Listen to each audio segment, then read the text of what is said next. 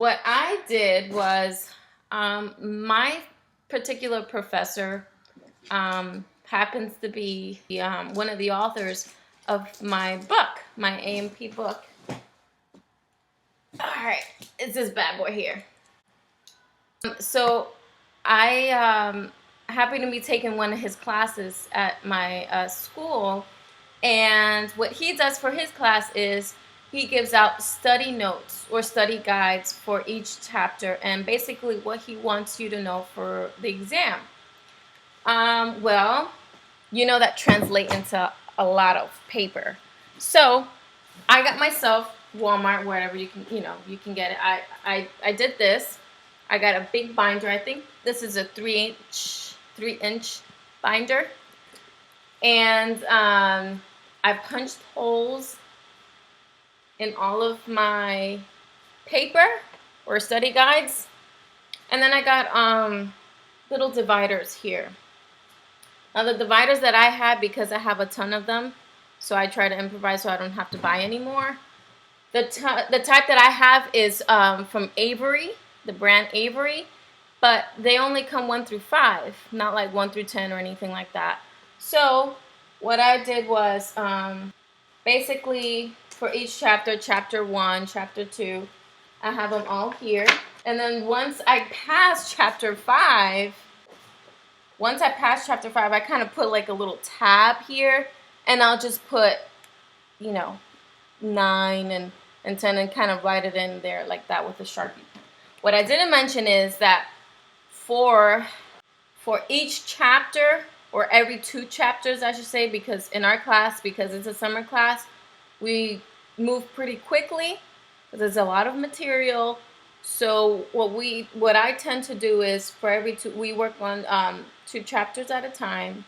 So every 2 chapters, I kind of keep a folder of all of my extra notes and study cards. I found these really cute little pocket things at Dollar Tree, and it was kind of cool because they actually match my let's see if you can see it here, my tabs here. So I would use yellow for my yellow tab here for chapter 1, and pink for my chapter 2, and I have pink anyway. So and in here I'll put all my notes and stuff. Okay, and yeah, that's pretty much. Now this big binder, imagine trying to carry all of this to class. I don't carry all of this to class. I leave it at the house. Now the chapters that I already worked on and finished, I keep them in here, okay?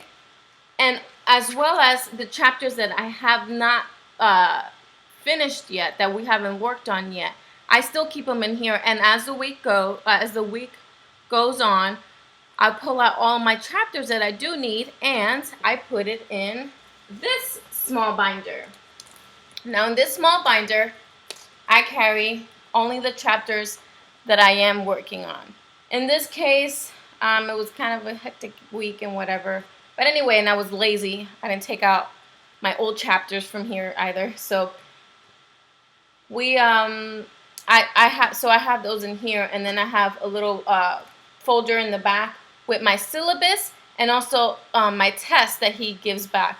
In this case, he does his exams on Scantrons, so it's not like we get the actual test with the actual graded answers on it. So, and that's pretty much it. So this is what I carry to school.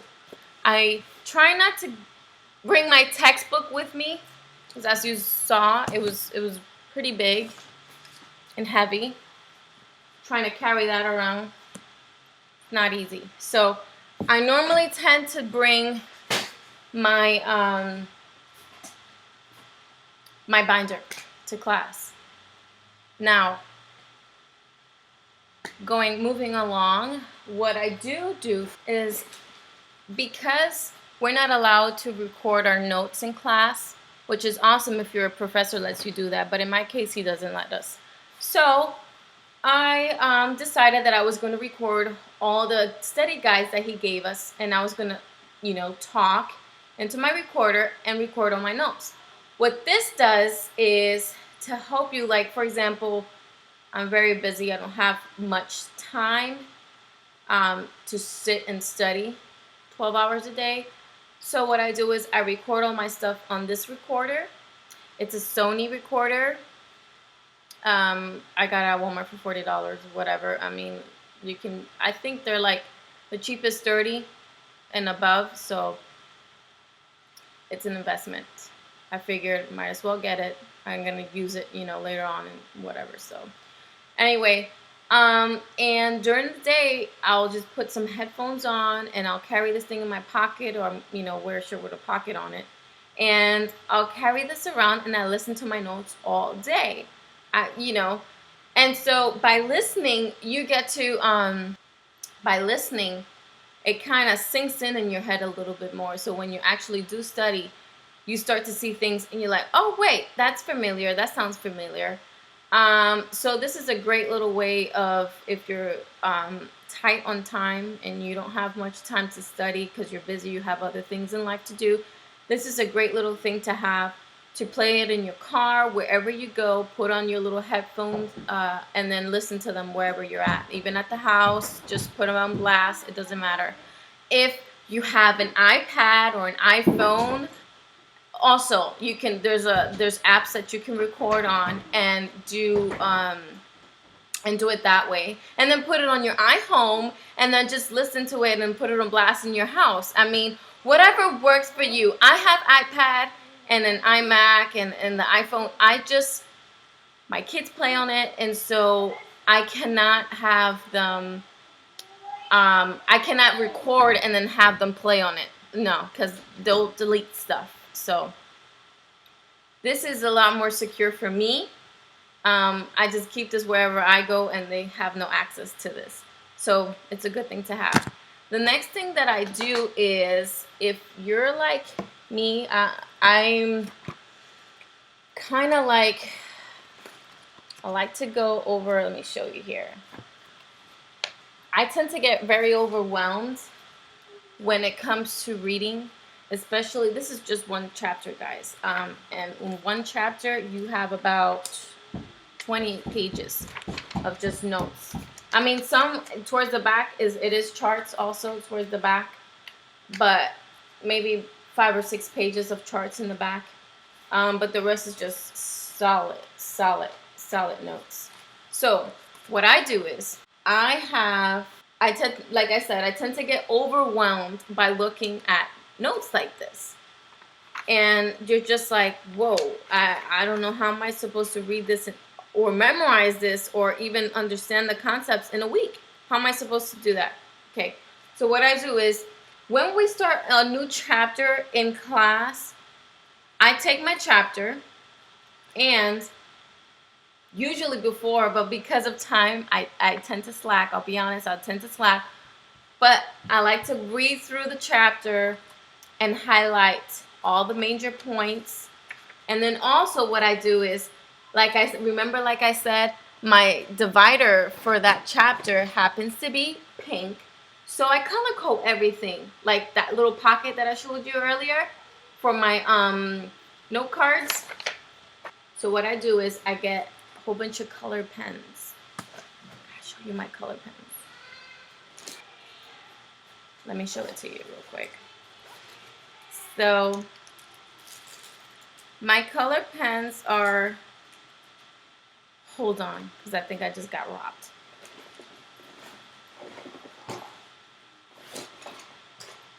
But it said, I misplaced them. I thought my kids were in my bag. I'm like, hold on. Okay. Anyway, it doesn't matter. Just colored pens. Any one that works. Any brand, whether it be Bic. What are these? These are Bic. Whether it be Papermate.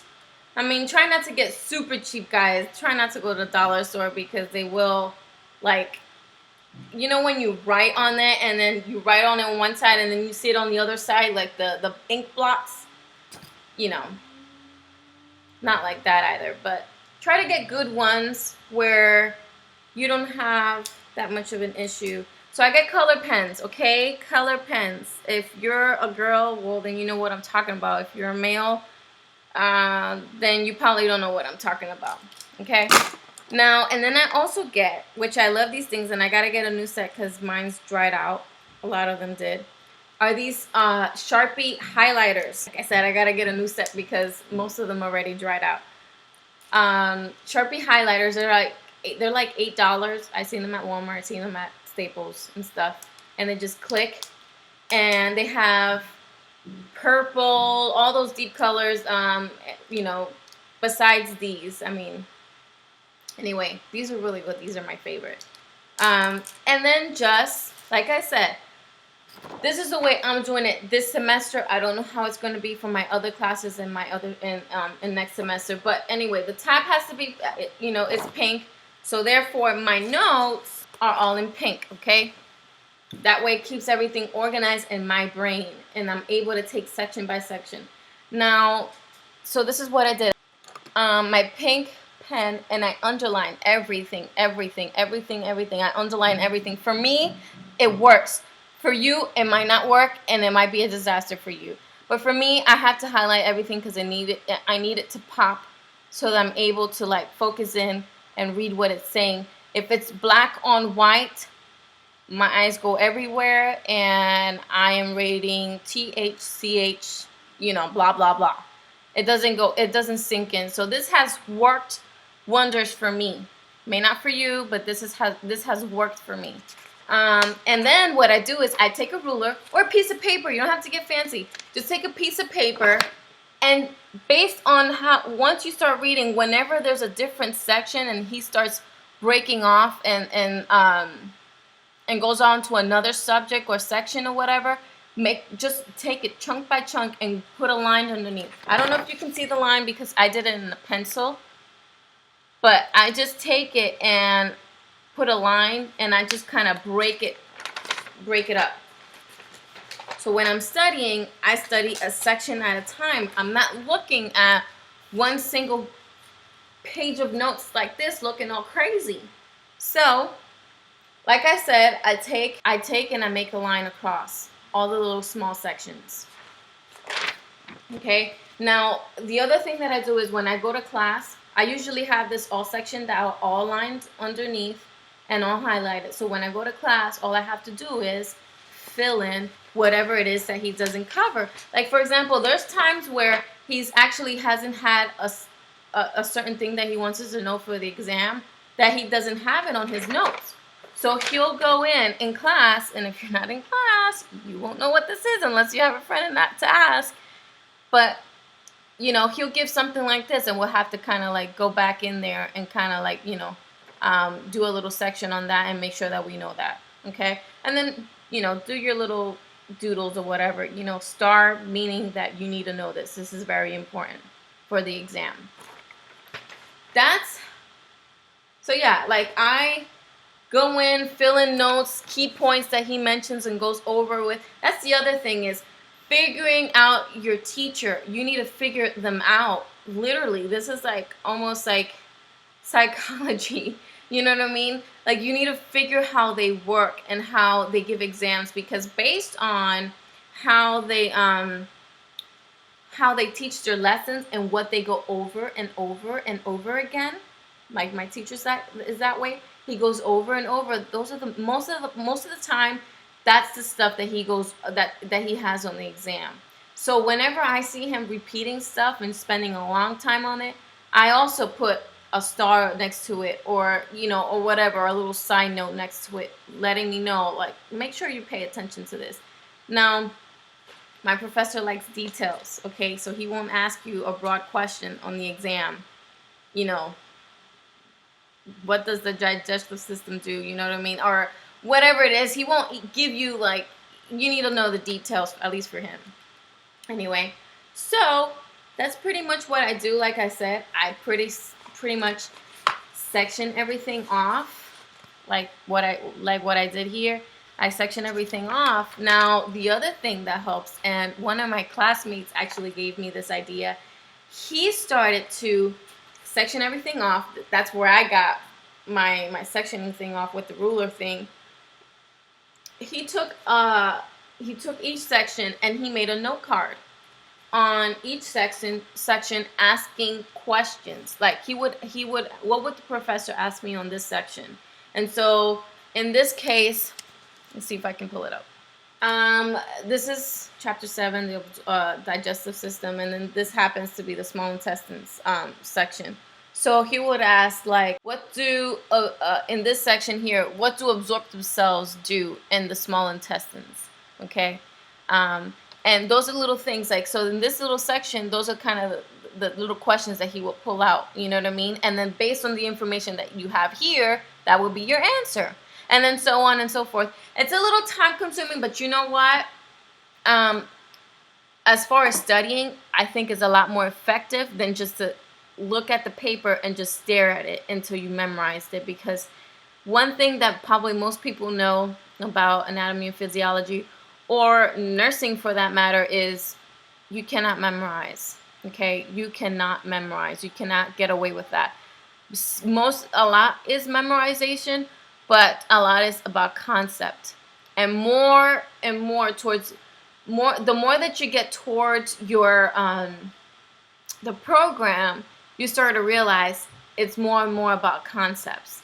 And if you don't have concepts down, you will fail the test. You know, I used to study that way. I used to stare at the book or at the paper or whatever, and until I memorized it, but it doesn't work. It does not work. I had gotten better grades than I have before because of this way of studying, is asking myself the questions based on the notes that he has, and then trying to answer it. And then also try to ask yourself as many questions as you need to per section to cover all the material that he does have in those sections in the notes. So just don't disservice yourself by just asking one question. I don't do great with note cards, okay? I'm not a note card person. If you can do the small note cards, or even the big ones, I've seen people with note cards like this big, you know? Even those, if that's fine. If that works out, if you want to do your questions, like write your questions and then write the answers in the back or whatever, you can do that, that's fine. For me, this is what works. Plain old loose leaf paper, okay? This works better for me. I don't know what it is. It's just got to be bigger for me to look at it. If it's small, I won't pay attention to it. And it's just the way my brain works. I won't pick it up and I will forget. And then when I take the test, it's like, oh my goodness, I can't believe I forgot that. And then I look back. Guess what? I didn't make it an emphasis on it. So this works. Loose leaf paper. I ask myself the questions and I kind of just fill in the answers as I need to. A lot of writing involved. The sticky notes is, again, asking myself more questions based on what I already have here, and that's pretty much it. Now, it's a little tedious, but it does save, I get it. Like when you're writing, you're asking yourself your questions, and then you answer them based on what you have in your notes, you get it. And that's the whole point of it, is for you to get it. You need to be able, the other key point is, if you're shy, you're going to have to step out of that comfort zone just a tad bit, because it's really going to pay off in the long run. Why? Because I used to be shy, but I got out of that, and I started taking my classes, and I started making friends, and I started making little study groups. That's important, because especially for these last classes, they're really hardcore classes. A&P1 easier than A&P2. I'll tell you that much. For people, for other people, it might be different, but for me, it was difficult. Study groups. Okay. Try to see who does study groups in your class, and then get with them. Study at their house. Study carpool. If someone lives in your area, carpool with them and study in the car. Or meet at school, whatever it is, but do study groups. It really does help out. Why? Because when you're going through your notes and you're trying to explain a concept, the best way to learn is by teaching. That's the best way to learn. How do you think the professors can sit up there and yap all day long about a subject? And it's like, man, they're geniuses. Well, they've been doing this for years, and that's all they talk about, it's repetition is what they've been teaching, you know what I mean? So they got that, they got it down. And that's the way to do it. When you are in a study group, that's the way to do it, is to repeat, go back and forth, teach each other. What don't you understand? Okay, let me see if I can try to explain it to you. Okay, I don't understand this. Can you explain it to me? And like that. So, like I said, break out your color pens, break out your colorful highlighters, break out your recorder if you have to. Ask yourself questions, write down questions, and answer them based on the notes, and do study groups, teach each other. That's all I got for you guys today, man. Peace.